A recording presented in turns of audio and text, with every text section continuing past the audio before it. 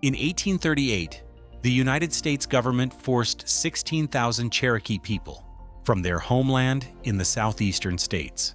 The march west became known as the Trail of Tears. Roughly 4,000 people died along the way.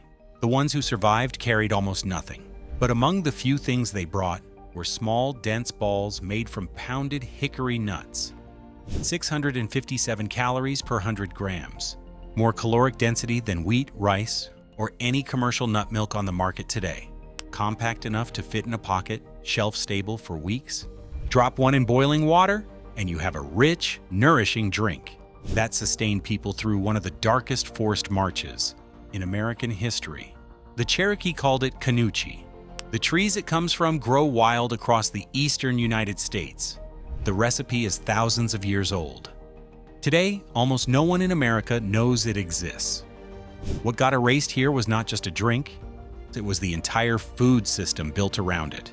The knowledge of which trees to use, when to harvest, how to process something that no commercial food company has ever figured out how to replicate at scale.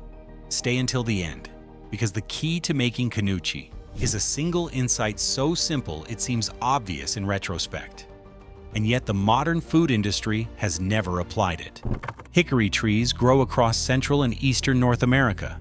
Their nuts contain 657 calories per 100 grams, nearly 82% of that from fat, most of it unsaturated. For communities living through a North American winter, this was not a novelty. It was the difference between making it to spring or not. There is one problem with hickory nuts. That has kept them out of every modern pantry: the shell. Hickory nut shells are extraordinarily hard, deeply integrated with the nut meat inside. Cracking them and picking out edible pieces is slow, tedious work. That produces more frustration than food. This is why commercial producers never touch them. The labor cost makes the economics impossible. But the Cherokee did not try to solve that problem. They changed the question entirely. You do not separate the nut from the shell. You pound everything together and let the water do the work. The traditional tool was a kanona, a log hollowed at one end, used like a mortar and pestle built for serious, sustained work. Cracked hickory nuts, shells and all, were pounded until the mass compressed into a dense paste. That could be shaped into balls and stored for months. The John Howard Payne Papers, a document from 1835, in which Cherokee elders describe their foodways in their own words, record the drink exactly as it was being made at the time. No separation, no waste, every calorie extracted. Drop a kanuchi ball into boiling water. Simmer for 15 minutes, then strain through a fine cloth.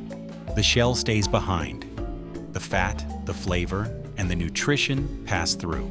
The first time I tasted it, I put the cup down. I was genuinely not prepared for that. Nutty, faintly sweet, with a richness that lingers.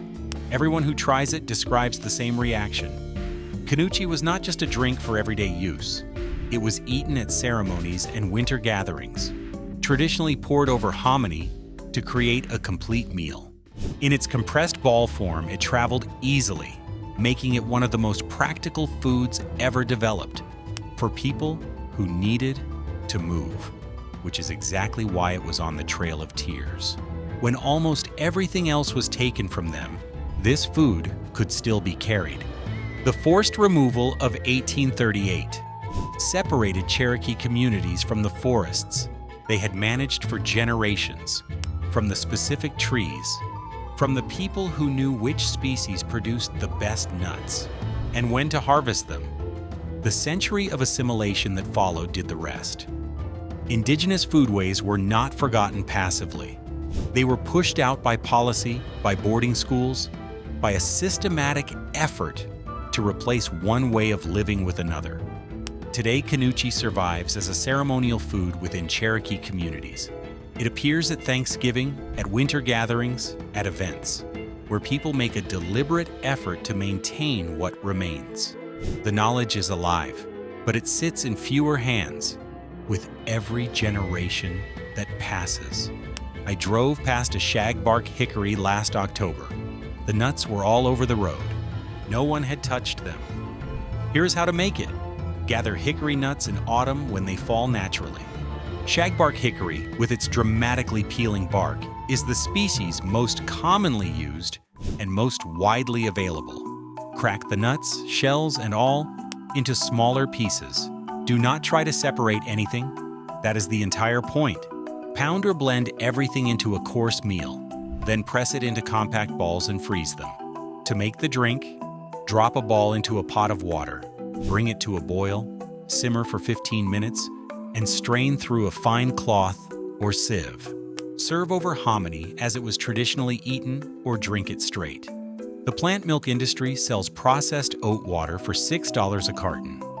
The trees that produce something richer and more calorie-dense than anything on those shelves grow wild across the eastern United States.